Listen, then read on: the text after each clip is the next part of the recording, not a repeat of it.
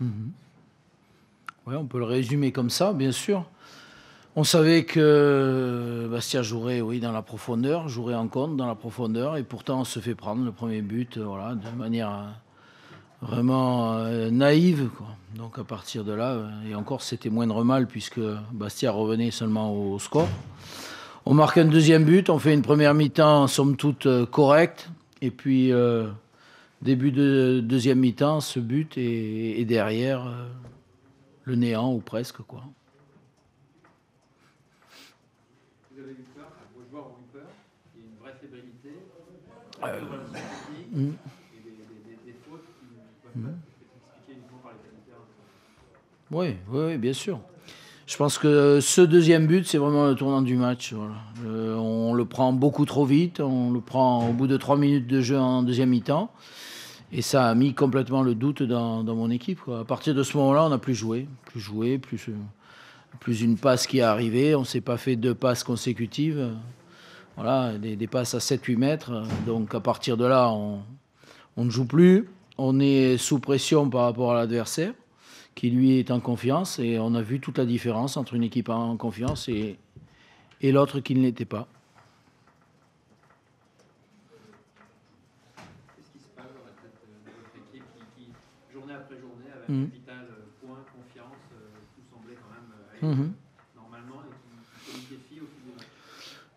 Oui, c'est le constat qu'on fait, mais je n'ai pas d'explication rationnelle entre la première et la deuxième mi-temps. En plus, on n'avait pas à aller chercher le résultat, puisqu'on l'avait le résultat. On menait, donc on avait à bien gérer, à ressortir proprement, mais on s'est mis de suite en difficulté en prenant ce deuxième but très rapidement. Et après, je vous dis, c'est vraiment une perte de confiance, quoi. Et ça m'inquiète, ça c'est gênant parce que quand on n'est pas en confiance, ben on tente plus, on n'ose plus, on joue de manière fébrile, on manque des passes faciles et c'est un engrenage, quoi.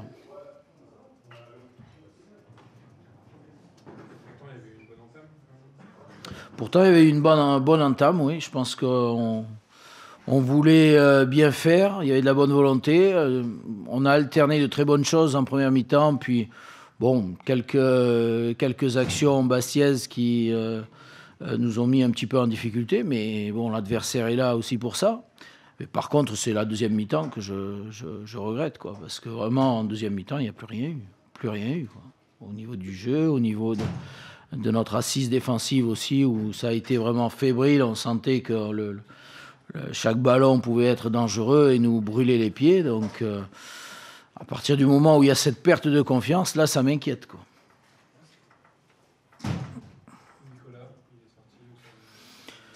Oui, après, il a pris un coup sur la rotule, donc je sais pas, on verra, on va faire une IRM. Les ligaments n'ont rien, donc ça c'est déjà une chose, mais il a pris un bon coup, donc on verra, quoi. Une partie du public est partie avant la fin du match. Vous n'avez pas peur qu'il y ait une fracture entre votre équipe et le public, sachant que vous avez fait une excellente première partie et que les gens attendent, oui, bien sûr. Attendent un minimum, non plus depuis janvier. Oui, en première partie de saison, on a créé de l'attente, donc forcément, là, il y a une certaine déception, bien sûr, je comprends. Maintenant, c'est aussi dans les moments difficiles où il faut se serrer les coudes, il faut s'entraider, et on a besoin du public. Alors, mais bien sûr, je comprends très bien aussi que le public a besoin de voir autre chose que ce qu'il a vu en deuxième mi-temps, quoi. Il y a un minimum malgré tout, et j'ai le sentiment qu'en deuxième mi-temps, bon, il y a eu le doute et tout, mais quelque part, on a un peu lâché, quoi. Donc, ça me gêne, quoi. Ça me gêne énormément. Je vous dis, bon, même à 2-2, ben, c'était moindre mal, quoi. Et on doit s'accrocher à ça comme des fous. Surtout si ça va un peu moins bien au niveau technique et tout. Bon, on le sait. Il y a une perte de confiance, mais par contre, s'accrocher jusqu'au bout, ça, c'est le minimum qu'on puisse attendre. Dans les faits, on écoute vos joueurs ou vous-même, vous avez dit que le groupe avait conscience de ce qui se passait, et dans les faits, c'est pas du tout ce qui se passe, quoi. Quand vous dites que les joueurs ont lâché, c'est même, à l'échelle du football, c'est même assez grave. Oui, non, bien sûr. Sur la deuxième mi-temps, bien sûr, c'est assez grave, dans la mesure où, dès que Bastia a marqué, je vous l'ai dit, ça a mis un doute, et puis au lieu qu'il y ait une réaction forte, et au moins sur le plan athlétique, au moins sur le plan physique, qu'on réponde dans les duels, ben on a été en dedans, on a été timide, quoi. Et ça, c'est finalement, c'est le plus inquiétant. Vous avez parlé à vos joueurs ou vous avez le temps de le faire parce qu'à chaud, c'était peut-être pas le Moi, j'ai préféré ne pas trop parler là, parce qu'à chaud, bon, c'était peut-être pas le moment, mais on se voit demain matin, on fera le débriefing, et puis je dirai ce qu'il y a à dire, et puis on verra. On échangera, et on verra leurs sentiments. Quels sont vos ressorts, Daniel, pour que la situation change et évite? On verra. Est-ce que vous avez les moyens de changer beaucoup de choses? Non, au moyen effectif, non. Au point de vue effectif, j'ai pas les moyens de changer énormément de choses, bien sûr. Maintenant, les choses ne vont pas être figées non plus, hein, c'est pas possible. Hein. Donc, on peut s'attendre à ce qu'il y ait un peu de changement. Maintenant, j'ai pas les moyens, moi, j'ai pas de 36 joueurs à disposition pour pouvoir changer. Et donc, voilà, il reste encore 8 matchs et il faut aller au bout avec tout le monde. Hein. Mais les choses peuvent évoluer, bien sûr, il peut y avoir des changements. En tout cas, on va réfléchir à ça. Les résultats derrière sont pas encore très mauvais pour vous. Honnêtement, aujourd'hui, on ne peut plus parler d'autre chose que de cette deuxième place vu les résultats de Oui, ben, bien sûr. Bien sûr. Aujourd'hui, on perd à domicile et tout. Donc maintenant, il faut garder cette position, aller chercher les points du maintien le plus rapidement possible. Et puis, voilà, c'est tout. Compte tenu de notre niveau de jeu en deuxième mi-temps, je ne vois pas de quoi on peut parler. Hein. Okay.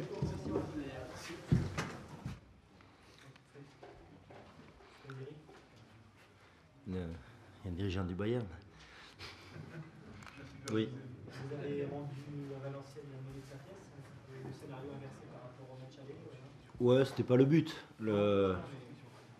Le but surtout pour nous, enfin depuis notre dernière victoire à l'extérieur, c'était à Reims pour le match de reprise début janvier. Et dans mon esprit, il nous fallait gagner une troisième victoire à l'extérieur, c'est notre troisième de la saison. Et pour moi, c'était une condition nécessaire à notre maintien.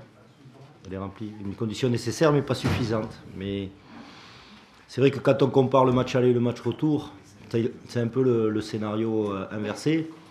Mais on n'était pas dans cette réflexion-là, on était surtout dans la volonté de devenir ambitieux. On a joué avec une équipe très offensive. Je pense qu'il y a beaucoup de buts parce que c'est pour toutes les équipes un match de reprise. Il y a eu la trêve internationale et je pense qu'on n'est pas très bon dans notre début de match à cause de ça aussi.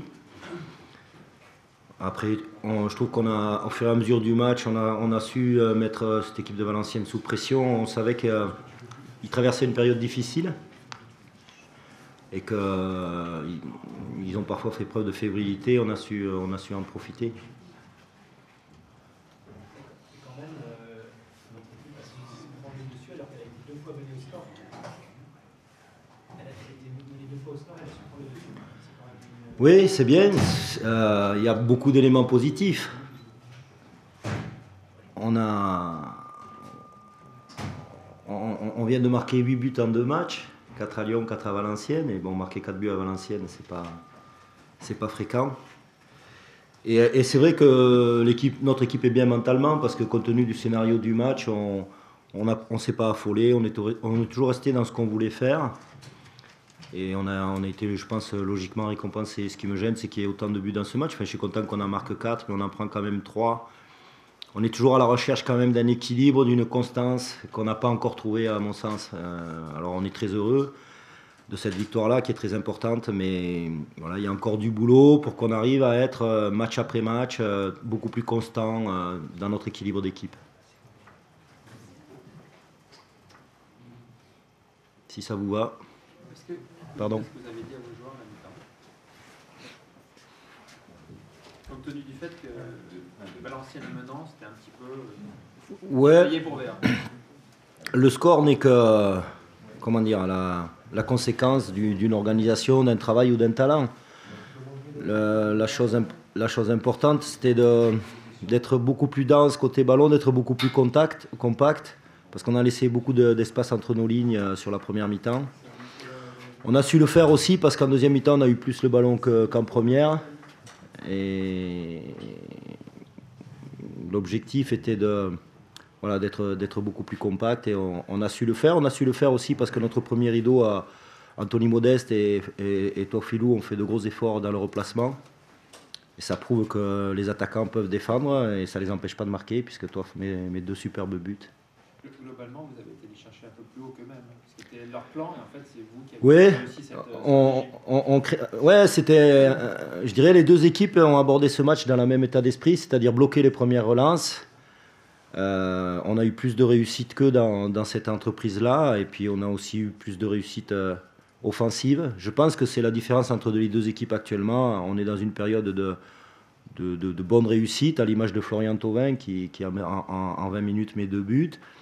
Alors que Valenciennes est dans une période de non-réussite et sur les derniers matchs aussi, notamment sur les coups de pied arrêtés défensifs où ils prennent des buts alors qu'ils sont bien en place. Et souvent, c'est des périodes où tu as des mal à expliquer pourquoi tu prends des buts. Et Valenciennes est dans cette période-là, mais aussi cette période de non-réussite leur empêche d'avoir une fluidité dans le jeu qu'ils avaient auparavant. Vous avez parlé de fébrilité, cette équipe était notamment en deuxième période très fébrile dans sa relation technique, c'est pas seulement à cause du terrain. Vous avez senti cette peur de mal faire parce que finalement, ça s'explique, chaque équipe dans sa saison a une période difficile. Exactement.